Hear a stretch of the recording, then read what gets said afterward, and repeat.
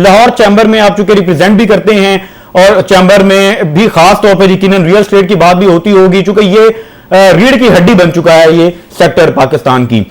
फिर ओवरसीज जो है पाकिस्तान में एक जो भरोसा करता है और इन द एंड वो बेशक 20 साल बाहर रहे या 50 साल रहे, घर उसका पाकिस्तान में ही बनना है, उसने पैसा यहीं पर भेजना है, रेमिटेंस आती है यहां पर। तो ओवरसीज के लिए कुछ चैम्बर में मैं चाहता हूं कि चैम्बर का क्या किरदार है। गुज़िश्ता कुछ अरसे में चैम्बर में कोई ऐसी कोई पॉलिसी आई हो, कोई ऐसी डिबेट हुई हो जिसमें रियल एस्टेट सेक्टर के लिए कोई प्लान बनाया गया हो कि वो हुकूमत से कोई उस पर एग्रीमेंट लिया जाए कि लोग ओवरसीज के लिए और खास तौर पर रियल एस्टेट में कोई भी शख्स वाबस्ता है उसके लिए कोई एक तो सिक्योर हो और आसानी पैदा हो सके।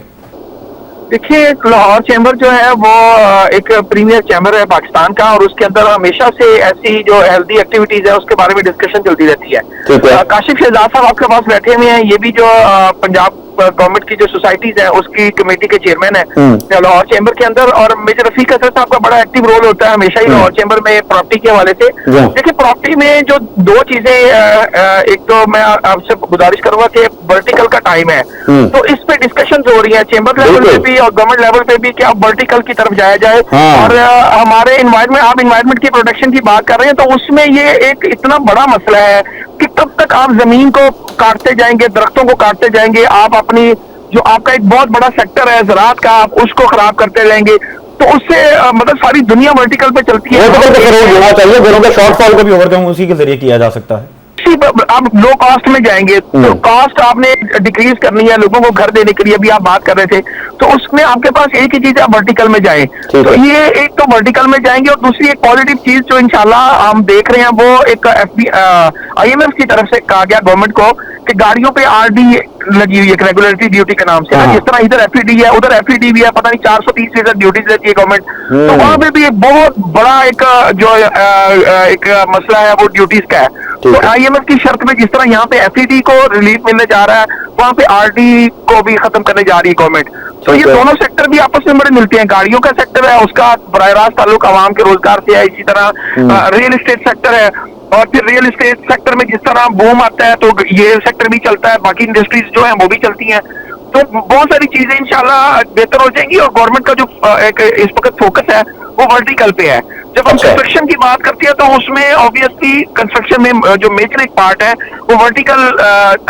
जो आगे फ्यूचर है पाकिस्तान का उसकी बात होती है। तो अगर गवर्नमेंट का फोकस वर्टिकल पर है और घरों के जो शॉर्टफॉल पर एक ओवरकम करने की कुछ तजवीज भी है, यकीनन आप जिस तरह कह रहे हैं, तो फिर तो हुकूमत को ये चाहिए ना कि वो खुद तो अपने प्रोजेक्ट्स भी ला रहे हैं घरों के, पंजाब हुकूमत ने भी इकदाम उठाए, मगर जो प्राइवेट डेवलपर है उसको सपोर्ट करने के लिए टैक्सेस में बराह रास्त और फौरी तौर पर हंगामी तौर पर कमी करनी चाहिए और कंस्ट्रक्शन मटेरियल पर काबू डालना चाहिए, जो यहां पर भी बहुत कुछ होता है।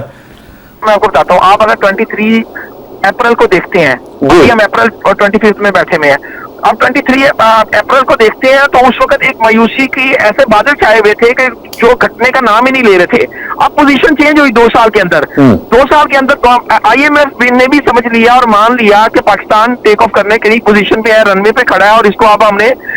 कुछ ना कुछ रियायतें देकर इंडस्ट्री को चलाना है। तो इसी तरह आप देखें कि आने वाले दिनों में इंशाल्लाह बहुत सारी चीजें पॉजिटिव हो जाएंगी। जो ये गवर्नमेंट इस बात को, और ये जो